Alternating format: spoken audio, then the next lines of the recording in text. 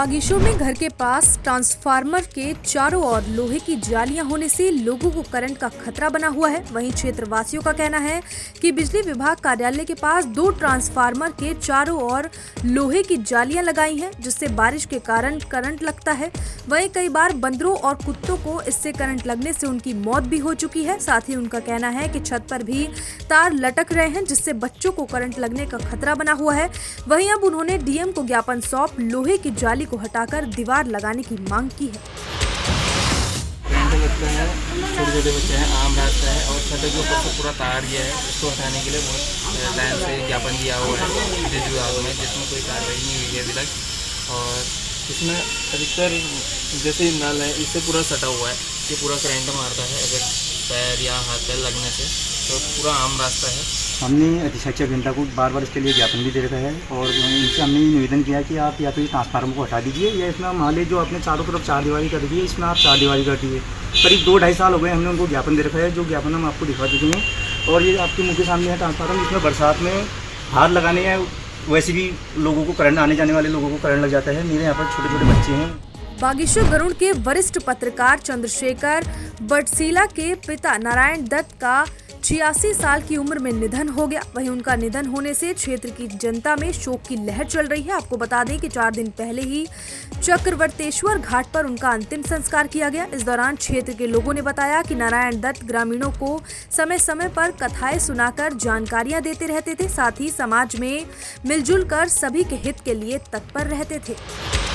दैनिक जागरण के वरिष्ठ पत्रकार एवं शिक्षक व मेरे साथी भाई चंद्रशेखर बटसीला जी के पिताजी का श्री नारायण दत्त बटसीला जी का जाना हम सभी के लिए एक अपूर्णीय क्षति है। बूबू जी हमारे मटेना गांव के लिए एक आदर्श पुरुष थे और वो हम सभी को समय समय पर पौराणिक कथाएं और हम सभी का मार्गदर्शन करते थे। बागीशों के गरुड़ में तहसील प्रशासन और थाना बैजनाथ की ओर से संयुक्त रूप से क्षेत्र में मौजूद डेंजर जोनों की स्थिति का जायजा लेकर उनको A, B, C और D कैटेगरी में बांटा गया। वहीं चेकिंग के दौरान नियमों का उल्लंघन करने वाले लोगों पर चालानी कार्रवाई की गई। इस दौरान थाना बैजनाथ प्रभारी GS डकरियाल ने बताया कि नियमों की धज्जियां उड़ाने वालों पर लगातार पैनी नजर रखी जा रही है। साथ ही उन्होंने ऐसे लोगों पर कठोर कार्रवाई की जाने की बात कही है। प्रशासन पुलिस जितने भी यहाँ पे रोड में डेंजरस स्पॉट है उनका चिन्हीकरण कर रही है। उनको उनकी कैटेगरी डेंजरस कितनी है उसके हिसाब से दे रही है, A, B, C, D करके। और इसके अलावा जितने भी लोग ट्रैफिक नियमों का उल्लंघन कर रहे हैं उनका विधिवत उनके अगेंस्ट कार्रवाई करेगी। बागीशों गरुड़ के राजकीय महाविद्यालय में महिला सशक्तिकरण और बाल विकास विभाग की ओर से मेरी बेटी मेरा अभिमान कार्यक्रम के तहत बालिकाओं और महिलाओं की सुरक्षा संबंधी अधिकारों को बताते हुए सरकार की ओर से चलाई जा रही योजनाओं के बारे में जानकारी दी गई। साथ ही क्षेत्र के उत्कृष्ट बालिकाओं को नेम प्लेट बांटकर सम्मानित किया गया। इस दौरान महिला शक्ति की जिला समन्वयक मनीषा जोशी ने सभी से अपने ग्रामीण परिवेश में दूसरे लोगों को भी जागरूक करने की अपील की है। बेटियों का बहुत महत्व है और पुरुषों का जो है भी महत्व है। समाज के भागीदार दोनों हैं, चाहे पुरुष हो या महिला हो, क्योंकि समाज की आधी जनसंख्या महिला भी है। तो उसको भी सशक्त बनाने के लिए हम हमारा विभाग महिला सशक्तिकरण एवं बाल विकास विभाग समय समय पर जो है कार्यक्रम चलाता रहता है। हमारे महाविद्यालय में बाल विकास और जिला समन्वय के तरफ से जो वन स्टॉप सेंटर की तरफ से बेटी बचाओ बेटी पढ़ाओ के अंतर्गत नेम प्लेट और जागरूकता कार्यक्रम कराया गया। इसमें हमारे महाविद्यालय की जो जितनी भी छात्राएं थी सभी ने भाग लिया, जिन्होंने सब लाभान्वित हुए।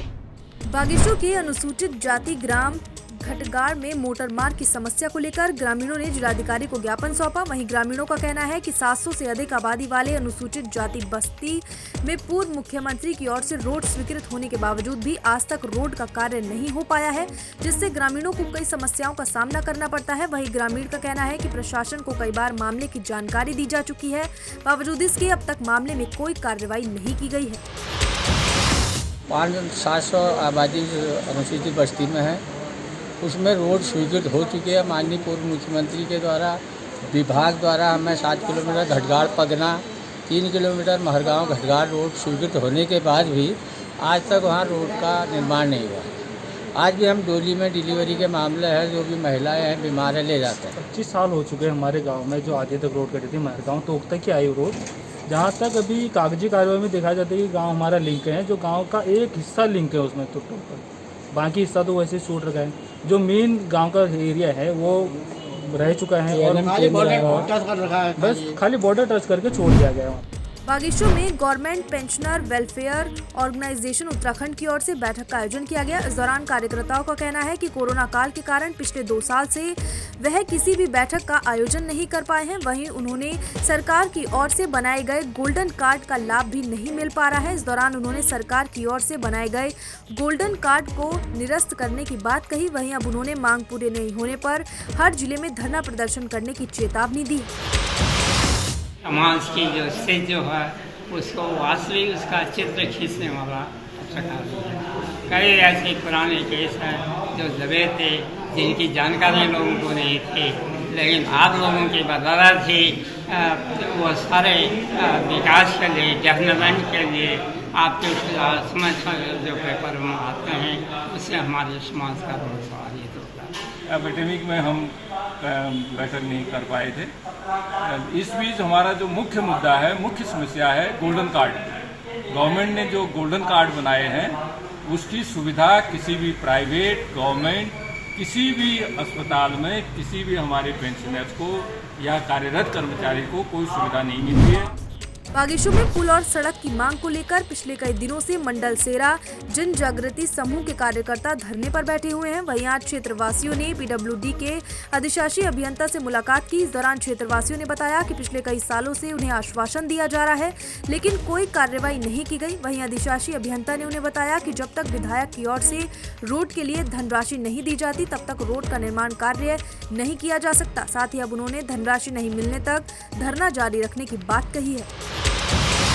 आज इनके अधिशासी मतलब अभियंता से मिले, कुछ वार्ता तो हुई है लेकिन पूर्ण रूप से आश्वस्त नहीं है हम इस बात से। उनका ये कहना है विधायक जी कुछ राशि इस पर कर दें और तब आपको स्वीकृति मिल सकती है। वो कई मतलब गहरी गूढ़ सी बातें हुई, वो हमारे समझ में नहीं आई अभी तक। 14 साल से हमें लगातार आश्वासन मिल रहे हैं, अभी भी आश्वासन नहीं मिला है। बस झुंझुना जो पकड़ाया जाता है वो फिर पकड़ा दिया गया है। छोटी सी नगर का सबसे बड़ा वाला आबादी वाला क्षेत्र है जो कि नगर से सटा हुआ है, जिसमें पूर्व में आदमी की मृत्यु तक हो चुकी है।